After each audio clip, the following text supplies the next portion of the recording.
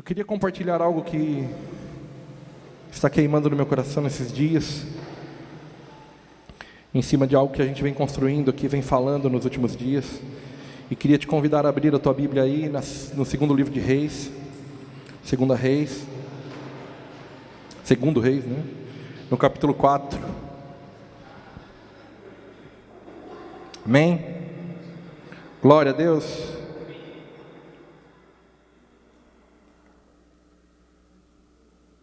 Aleluia.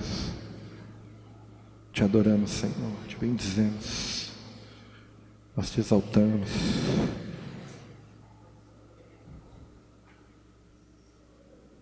Graças a Deus. Quantos acharam? Diga amém aí. Estenda suas mãos para mim, querido. Fala assim: ajuda ele, Senhor. Ah, como eu preciso. Amém? Diz o seguinte: certo dia, a esposa de um dos discípulos dos profetas suplicou a Eliseu, dizendo: teu servo, meu marido, morreu, e bem sabes o quanto o teu servo amava com zelo ao Senhor. Agora um credor acaba de chegar à nossa casa para levar os meus filhos como escravos pelo pagamento da dívida. E Eliseu lhe indagou: que posso fazer por ti? Dize-me que tens em casa. Ao que ela prontamente respondeu: tua serva nada tem em casa, a não ser uma vasilha com azeite. E então ele lhe ordenou: vai e pede emprestadas a todos os teus vizinhos ânforas vazias, algumas traduções dizem vazias, vasilhas vazias, botijas, tantas quantas puderem recolher. Depois entra em tua casa, fecha a porta atrás de ti e de teus filhos, derrama azeite puro, que há de brotar em todos esses vasos, pondo-os de lado à medida que forem ficando cheios. E assim ela se foi, trancou-se em casa com seus filhos e começou a encher vasilhas que lhes traziam. Quando todas as vasilhas estavam cheias, a mulher pediu a um dos filhos: traze mais uma vasilha. Ao que ele replicou: não há mais nenhuma vazia.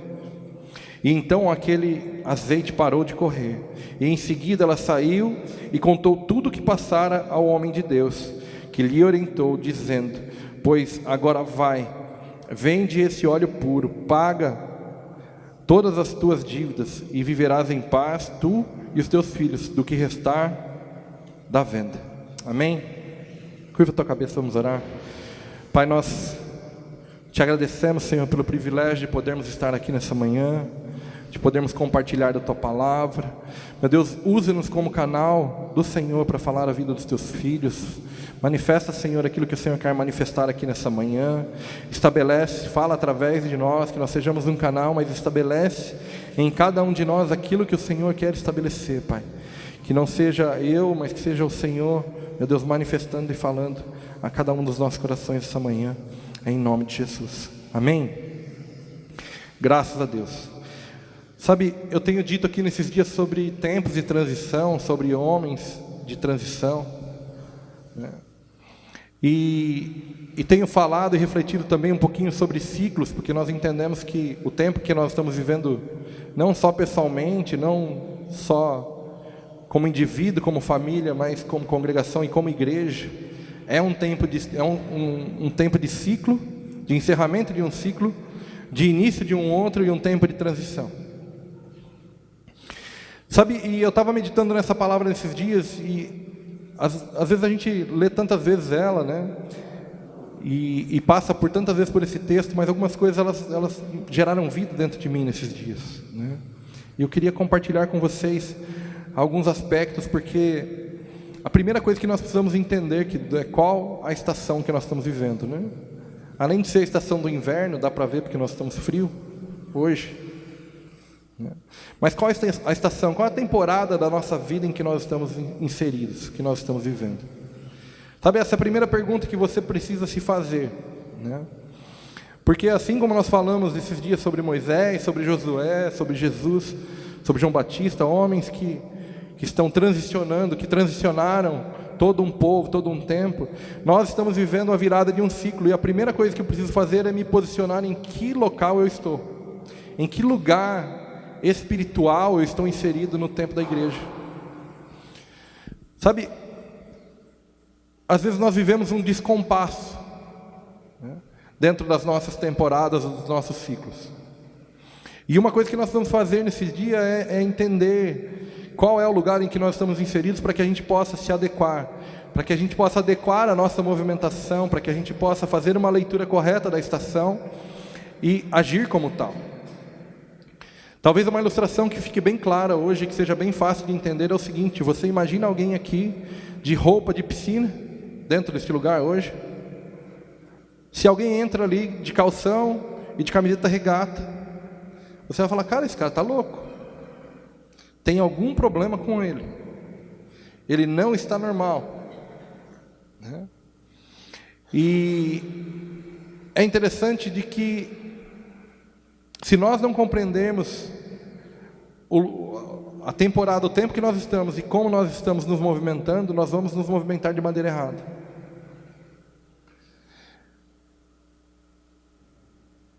Essa mulher, ela era viúva de um profeta que tinha zelo pelo Senhor, né? Alguns dizem que ela era viúva de Obed-Edom. Eu não tenho esse conhecimento propriamente dito para te dizer, mas eu já ouvi alguns pregadores dizendo que essa viúva era uma viúva de Obed-Edom.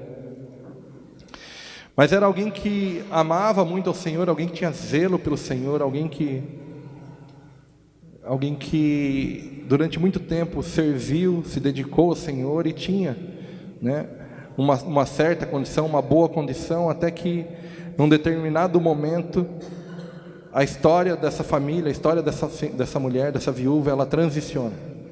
O seu marido se vai, né? E apesar dele amar ao Senhor, ele servir ao Senhor, ele ter todos os dias da vida dele ali rendido ao Senhor, as coisas começaram a dificultar para essa mulher.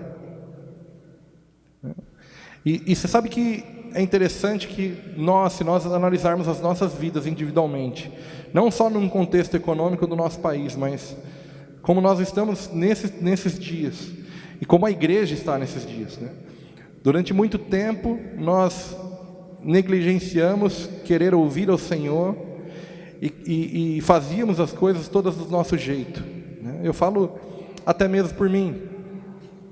Sabe, se tem algo que te engana às vezes, e algo que te rouba às vezes, é quando as coisas estão dando certo, né? Se tem algo que eu tenho meditado, e eu disse aqui já nesses dias, e quero repetir, é que os ciclos, eles passam.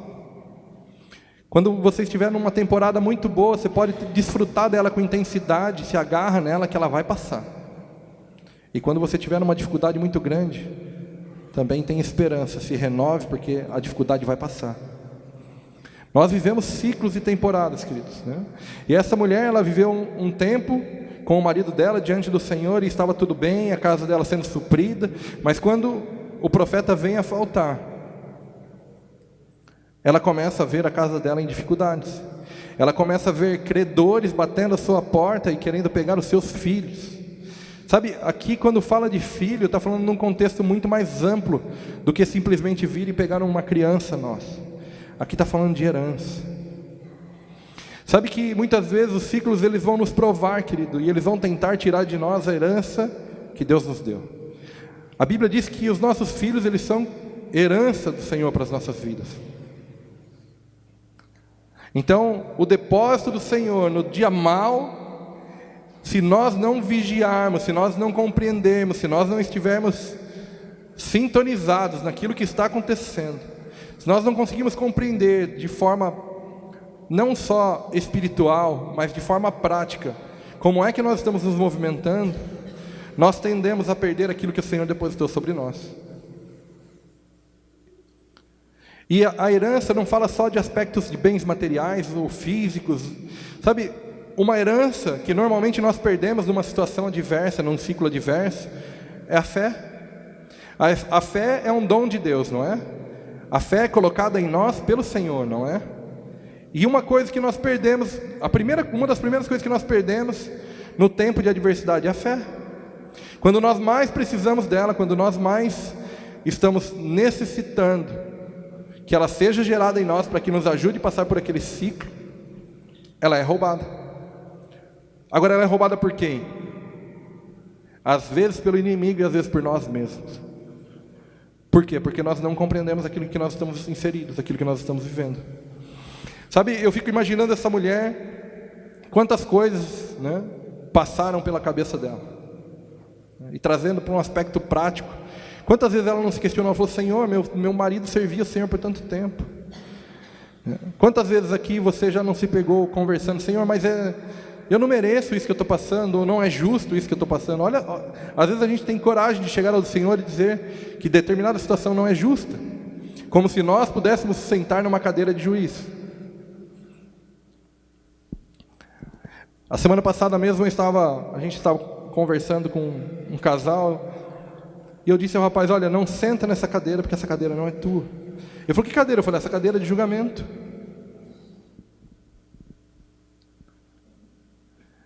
Sabe, quem somos nós para avaliar as situações ou as circunstâncias que ocorrem nas nossas vidas?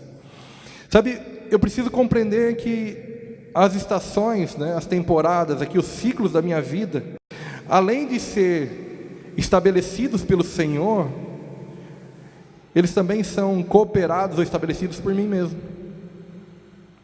Sabe por quê? Nada é tão bom que eu não possa arruinar, e nada é tão ruim que eu não possa melhorar. Se eu tiver uma compreensão de que eu posso intervir na temporada que eu estou vivendo, eu vou me movimentar de uma maneira mais assertiva. Se tiver bom, eu vou ser intencional em não estragar. E se tiver ruim, eu vou ser intencional em melhorar. Sabe, o problema é que muitas vezes nós vivemos uma fé consumista, né? Nós vivemos uma fé passiva. Nós estamos habituados a sentar num banco de igreja, né? No caso aqui nem banco tem uma cadeira. Mas nós fomos condicionados a sentar num banco de igreja, a passar um tempo ali dentro daquele prédio, e que o Senhor resolvesse então todos os nossos problemas. E isso é uma fé passiva. Isso é uma fé inerte. Isso é uma fé que nos paralisa, que não nos coloca em movimento. Agora, sabe, o Senhor pode fazer algo na minha vida se eu estiver aí paralisado, passivo? Pode. O Senhor pode fazer. Agora, o Senhor quer contar conosco. Para quê?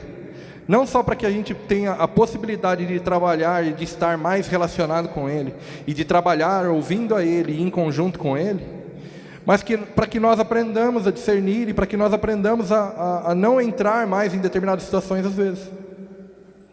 Sabe, para que sirva realmente de aprendizado, para que nós possamos evoluir, para que nós possamos ir adiante. E nesse texto é interessante que essa mulher, ela pede um socorro ao profeta, e Eliseu, querido, nesse tempo aqui ele estava voando, ele fez o dobro de milagres do que Elias. Ele praticou o dobro de milagres do que Elias. Ele estava assim num tempo em que, se ele desse uma ordem ali, como ele dá mais à frente ali, por exemplo, para tirar a morte que havia na panela, e tantas outras coisas aconteceram. Tem a multiplicação de pães aqui na frente também. Muitas coisas, muitos milagres aconteceram através de Eliseu. Mas Eliseu, quando chega diante dessa circunstância, a primeira coisa que ele faz a discernir é dizer assim: olha, vira para a mulher e fala assim: o que é que você tem em casa?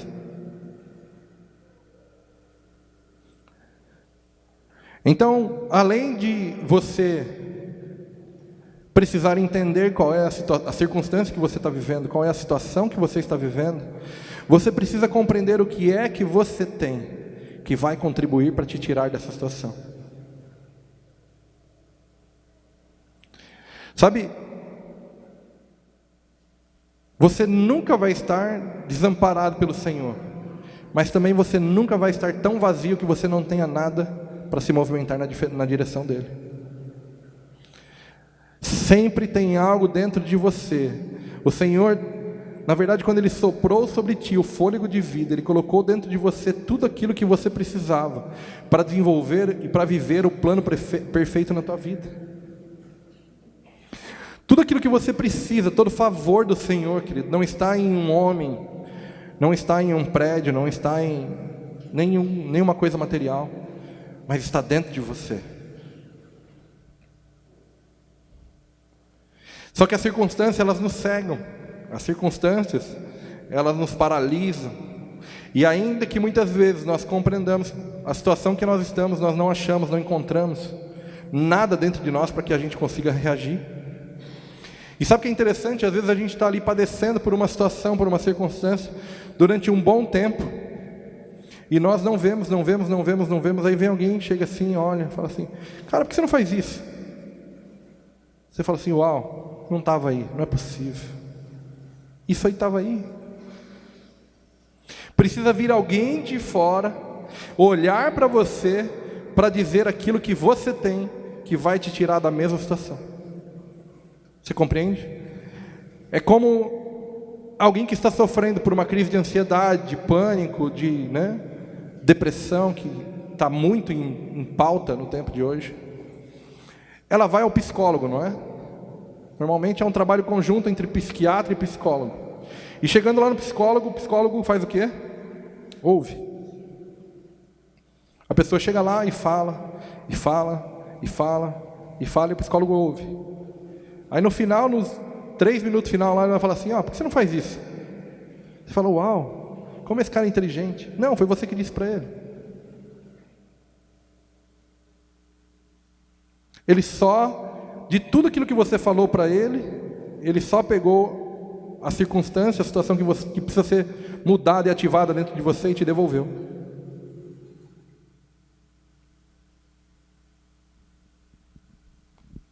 Ele não colocou nada externo, nada novo dentro de você. Ele pegou tudo. Se você chegar num psicólogo e ficar mudo, ficar calado, não falar nada para ele, não saber nem o que você tem, vai ser difícil ele conseguir te ajudar. Não é? Tá aí o Andy que tem uma psicóloga em casa. Terrível, Andy. Ela só de olhar para você, ela sabe o que você está pensando. Hein?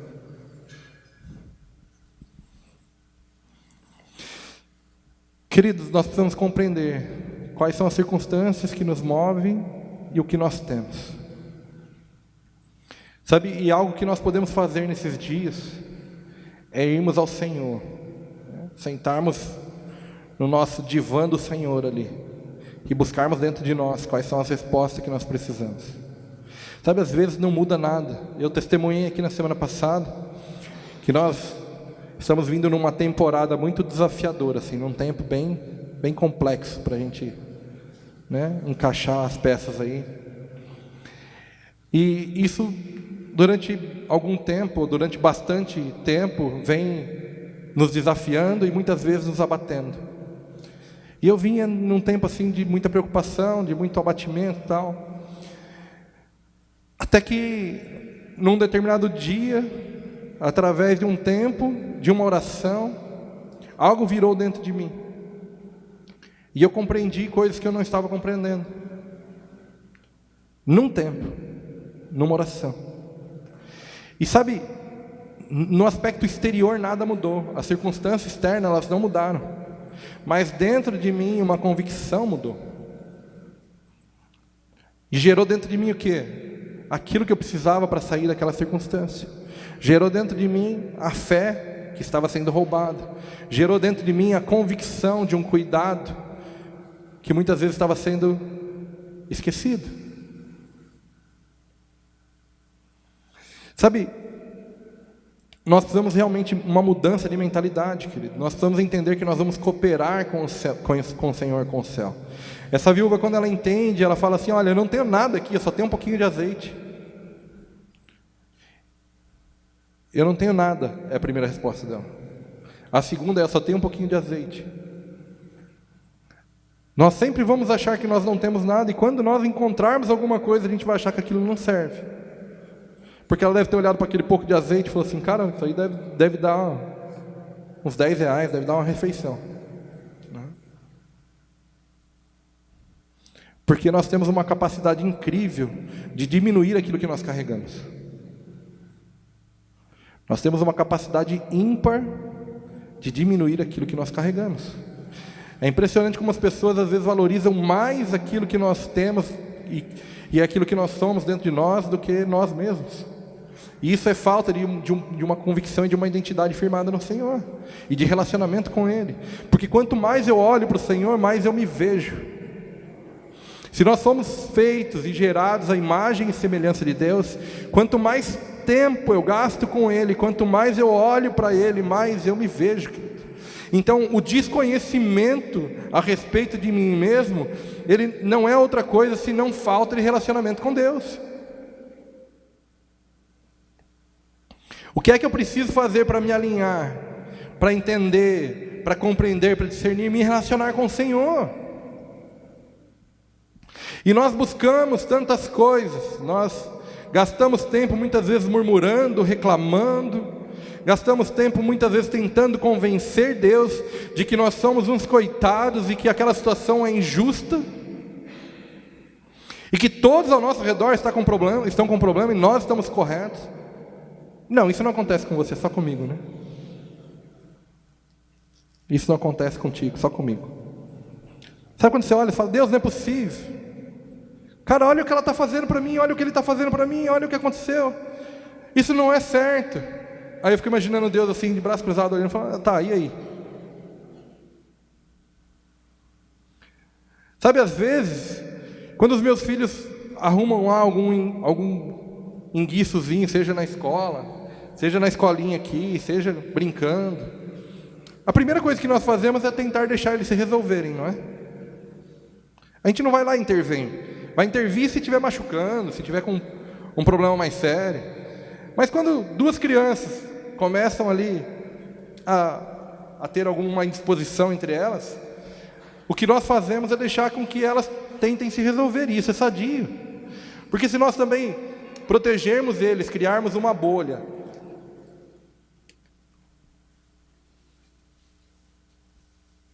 uma super proteção ao redor deles, vão ser eternas crianças. E sabe, Deus muitas vezes Ele nos permite, Ele muitas vezes Ele propicia, como assim? É verdade, Deus te leva. Assim que Jesus é batizado no Jordão, assim que os céus, né, se abrem e a voz dos céus manifesta a identidade de Jesus, Jesus é levado para onde? Para o deserto. Por quem? Pelo Espírito Santo. Para quê? Para ser tentado. Fazia parte do processo de formação dele. E muitas vezes Deus deixa que a gente entre em um lugar de dificuldade para nos gerar o quê? Maturidade. Para nos gerar maturidade. E a gente faz o quê? Esperneia, murmura, reclama. Sabe, é tempo da gente compreender aquilo que nós temos, querido, aquilo que nós somos, aquilo que nós carregamos, aquilo que tem dentro de nós. Parar de valorizar mais aquilo que está fora. Parar de sempre desejar algo que nós não temos ou nós não conquistamos ainda. Parar de ficar colocando coisas sempre à nossa dianteira e nunca se satisfazer, nunca estar completo, nunca ter plenitude naquilo que o Senhor já fez.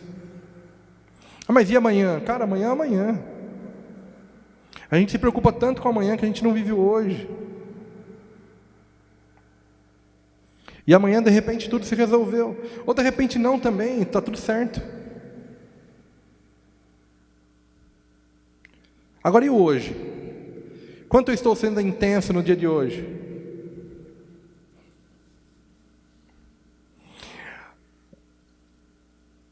Quando essa mulher entende, quando o profeta chega para ela e diz assim, olha, então vai lá, pega o azeite.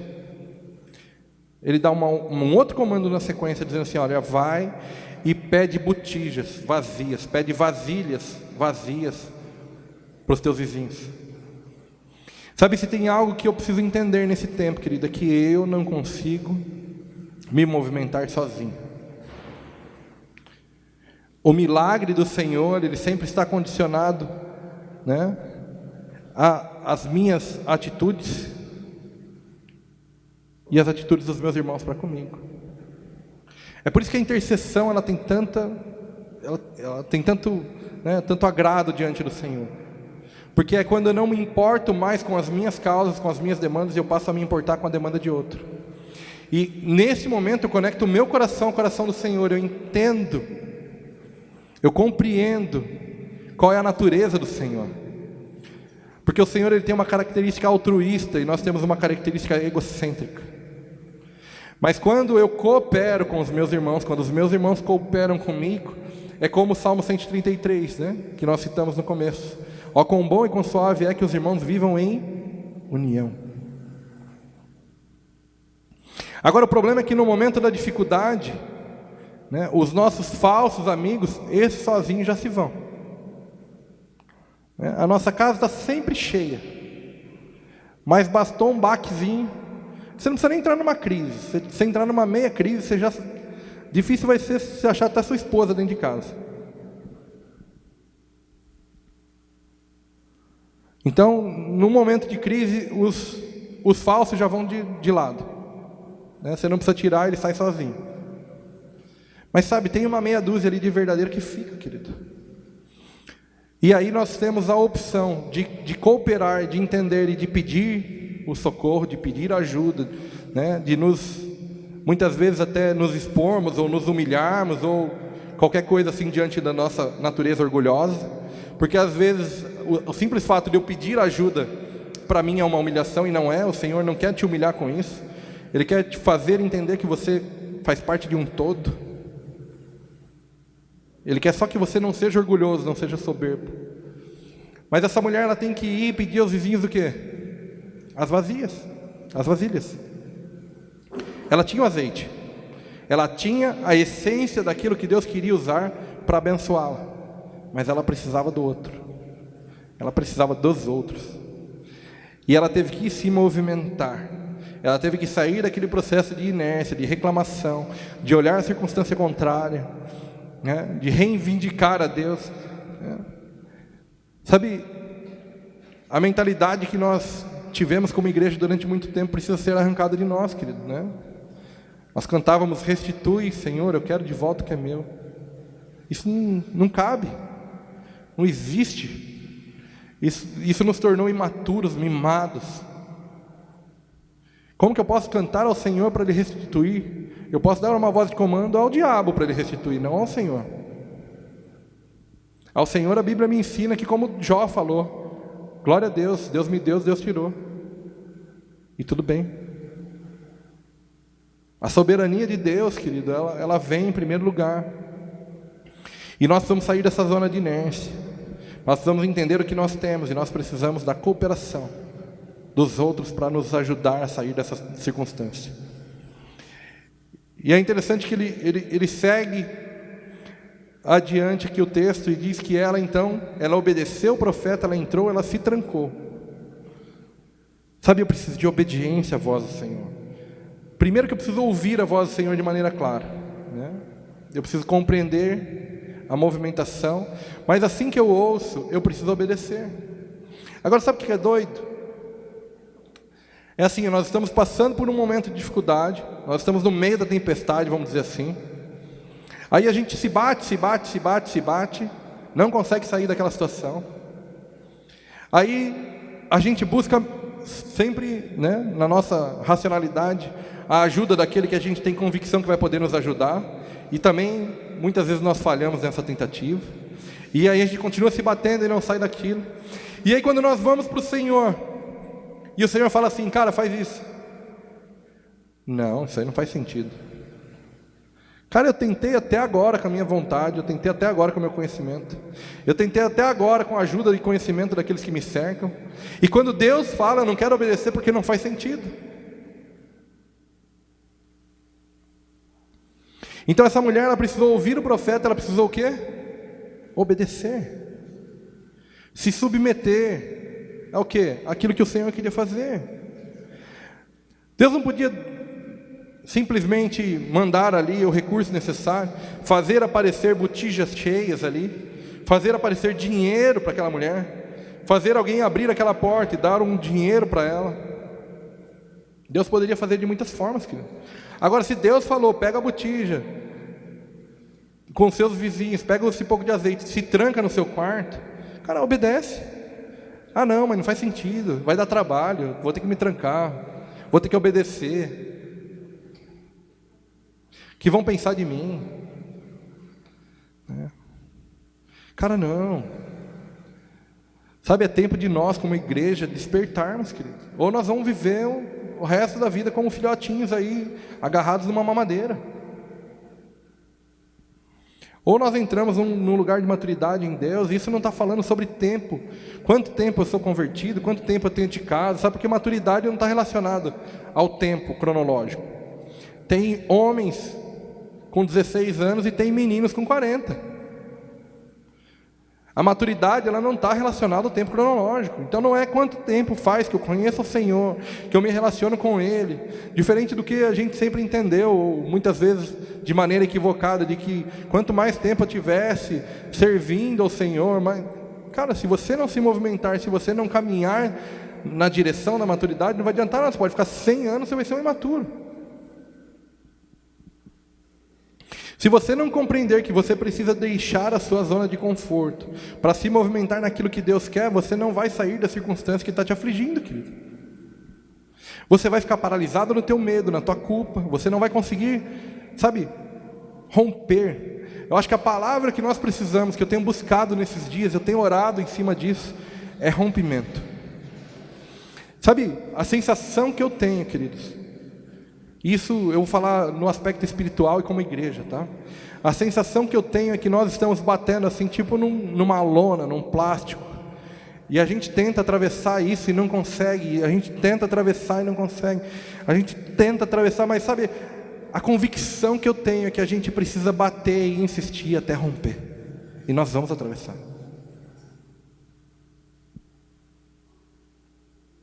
Agora nós precisamos cooperar, trabalharmos juntos. Sabe, sair desse lugar de cobrança, sair desse lugar de querer ser servido para servir, querido. Realinhar os teus propósitos. Eu estou aqui, né? Afinal de contas, eu já sou tão bonzinho, já venho até aqui, já sento. Não, querido, você vem aqui para servir, coopera. Cutuca o irmão que está do teu lado aí e fala assim: cara, no que eu posso te servir hoje? Eu posso te servir nem que seja um cafezinho. Vai lá, pega um café para ele, traz, surpreende. Aquele cara que você nunca falou, que você nem cumprimenta. Porque às vezes a gente está em 20 aqui, mas tem 2 ou 3 que a gente nunca falou. Não sabe o nome. Né? Às vezes a gente está em tão poucas pessoas, mas não sabe nem o nome do indivíduo que está do nosso lado. Cara, faz diferente, vai lá e serve ele. Surpreende. Mas ó, cara metido, não me falou oi. Cara, serve ele. Ele está pensando a mesma coisa de você, que você é um metido que não falou oi para ele.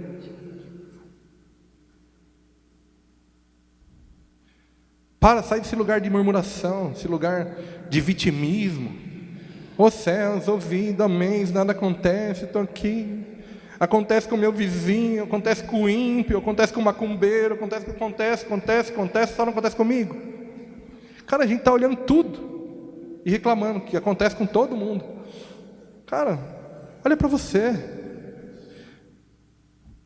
Não se compare.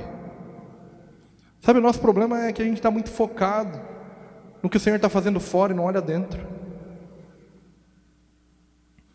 Aliás, nós estamos muito focados no que o Senhor não está fazendo fora, né? E não olha dentro. E essa mulher, ela obedeceu, ela trabalhou ali em conjunto com o seu filho, ouvindo as vozes, a voz de comando do profeta, ela obedeceu, ela se colocou, e aquele azeite foi sendo multiplicado. Por quê? Porque quando eu entro num lugar de compreender o Senhor, de entender o que eu tenho, de me alinhar com a vontade dEle, de obedecê-lo, cara, eu crio todo um ambiente favorável para a manifestação do milagre. E aí você fala assim para mim: Deus não é limitado. Eu vou concordar contigo. Deus não é limitado, mas existem ambientes em que o milagre, em que a presença do Senhor é favorecida, e ambientes que não. Jesus, quando estava em Nazaré, por causa da desonra daqueles que estavam familiarizados com Ele, não pôde operar milagres. Cara, era Jesus, não era outro Jesus, era o mesmo. Ele saiu dali e começou a operar milagres. Naquele contexto de desonra, ele não operou milagres. Ele saiu do contexto de desonra, começou a operar milagres. Porque assim eu posso cooperar para gerar um ambiente de favor do céu sobre a minha vida. Da mesma forma como eu posso cooperar para afastar o favor de Deus da minha vida. Sabe, a forma como você se movimenta, querido, é muito mais verdadeira, muito mais realista do que você imagina.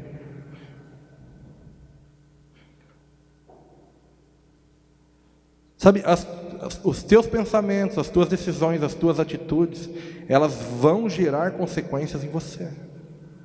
Não tem como não. Então assim, a forma como você se relaciona com Deus, de maneira intencional em obedecê-lo ou não, de maneira intencional em ouvir a voz dele ou não, de maneira intencional em abrir mão da sua vontade pela vontade dele ou não, isso vai gerar consequências na sua vida, e dia após dia você vai começar a viver o reflexo daquilo que você decidiu, e dia após dia vai ser gerado em torno de você um ambiente favorável ou não à manifestação do Senhor. Sabe, às vezes você fala assim, cara, eu não sei, parece que nada acontece, eu não sinto o Senhor, eu não estou... Cara, alguma coisa tem de errado. O que você está fazendo para cooperar para esse ambiente ser gerado? Além de reclamar.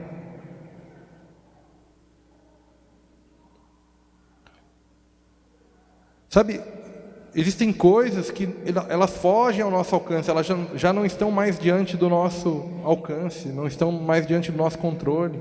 E nós precisamos compreender e reconhecer isso. E nos submeter a isso. E trabalhar o quê? Com o Senhor. Obedecendo a Ele. Sabe, olha, a capa da minha Bíblia aqui, ó, é uma cruz vazia, querido. Jesus está vivo. Ele não ficou crucificado nesse madeiro. A sepultura está lá, está vazia. O Evangelho é real. Não é um livro de história. A nossa fé, ela precisa ser real. Ela precisa ser prática. A minha movimentação com o Senhor, ela precisa ser real e precisa ser prática. Como é que nós temos vivido? Como é que eu entendo Deus? Alguém muito distante, que não vai ser capaz de ouvir a minha simples petição, porque eu sou algo muito pequenininho, ínfimo? Não. A Bíblia diz que Deus te projetou, Deus te chamou pelo nome, ainda que você nem existisse no ventre de tua mãe, querido. Você é plano de um propósito dos céus. Você não é fruto de um acaso. Sabe, e o Evangelho, ele é prático no seguinte sentido: o Senhor nos busca e nos resgata. O Senhor nos cura e Ele nos envia. Se você só foi salvo e resgatado, tem alguma coisa de errado. Parte do processo não tá sendo desenvolvido na tua vida. Você está vivendo um evangelho mirrado. Você está vivendo uma fé mirrada. Você está num ambiente espiritual mirrado. Agora, se o Senhor te resgatou e te curou, olha, cara, o Senhor é bom, Ele me buscou e eu era uma pessoa assim, assim, assado, agora eu não sou mais, tal. Beleza, que bom. Mas sabe, você não é o fim da linha, você não é o fim das coisas, você não é a última bolachinha do pacote, né? Você não é a última Coca-Cola no deserto. Deus não movimentou todo um ambiente espiritual, anjos, só para te favorecer e que isso morresse em você. Deus quer te enviar, Mateus 28, 18, 19, 20. Ide. Existe um processo, e ele precisa ser completo, e ele não pode levar 50 anos. Então eu acho que não, que o pregar o Evangelho, o falar de Cristo para as pessoas é para o pastor, é para o diácono, né? É para aquele irmãozinho do ônibus, é para todo mundo, só não é para mim. Afinal de contas, eu já estou bonzinho, agora já não... Eu roubava, eu matava, agora já não roubo, já não mato mais. Agora eu parei de roubar e matar, então deu. O plano de Jesus, a vinda de Jesus, o sacrifício do Filho do Deus vivo, era só eu parar de roubar e matar. Aconteceu, aconteceu, tá bom, chega, deu. Não é, não pode ser. A nossa fé ela precisa ser contínua, prática. Sabe por quê? Porque Jesus está voltando, querido. Jesus está voltando, e quando nós chegarmos diante dele, nós não vamos apresentar as nossas obras. Não vai ter jeito de mostrar: ah, Senhor, mas está vendo, olha o que eu fiz aqui, ó. Esse cara morava na rua, agora ele tem casa, ele tem de comer. Por quê? Porque eu ajudei ele. Olha, Senhor, está vendo? Ah, eu fiz isso, eu fiz aquilo, eu fiz aquele outro, olha que bonzinho. Ah, cara, não são obras, não são obras. Obras eu não vou apresentar diante do Senhor. Quando eu chegar diante do tribunal de Jesus Cristo, eu vou apresentar o que? Frutos. Deus quer ver os seus frutos. E frutos está ligado, querido, ao que você se tornou nesse tempo.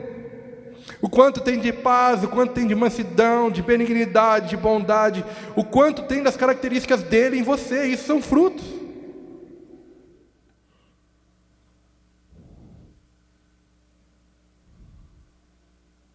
Isso são frutos.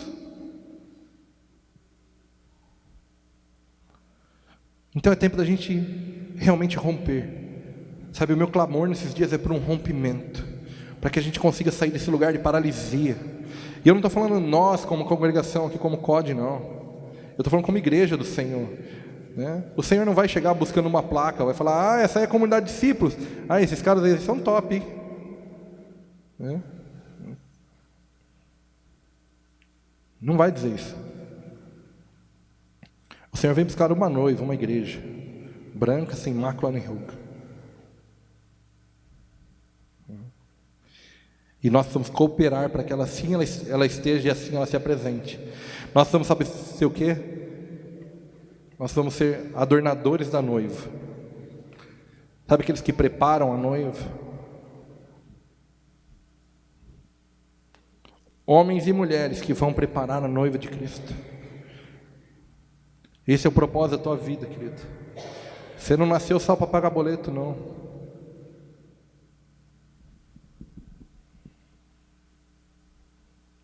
Fazendo uma piadinha que eu vi esses dias, né? Estava assim no Facebook: olha, você precisa compreender uma coisa, querido. A sua vida é como um boleto. Eu olhei e falei: o que é isso? Pode estar difícil, mas ele sempre vence. Você vai vencer, querido.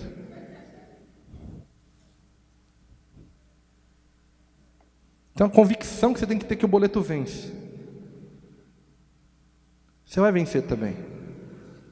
Mas sabe, você precisa romper com a mentalidade velha para entrar no novo do Senhor. Senão não adianta a gente falar em transição, a gente ouvir os profetas falando, as pessoas falando. Mas se nós não estivermos nos alinhando, nos condicionando àquilo que o Senhor quer fazer, esquece. Não adianta. Só estamos perdendo nosso tempo.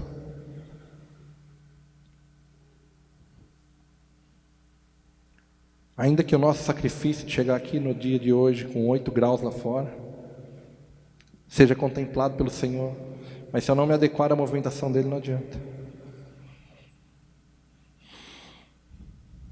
Amém? Glória a Deus. Vamos nos movimentar, querido, né?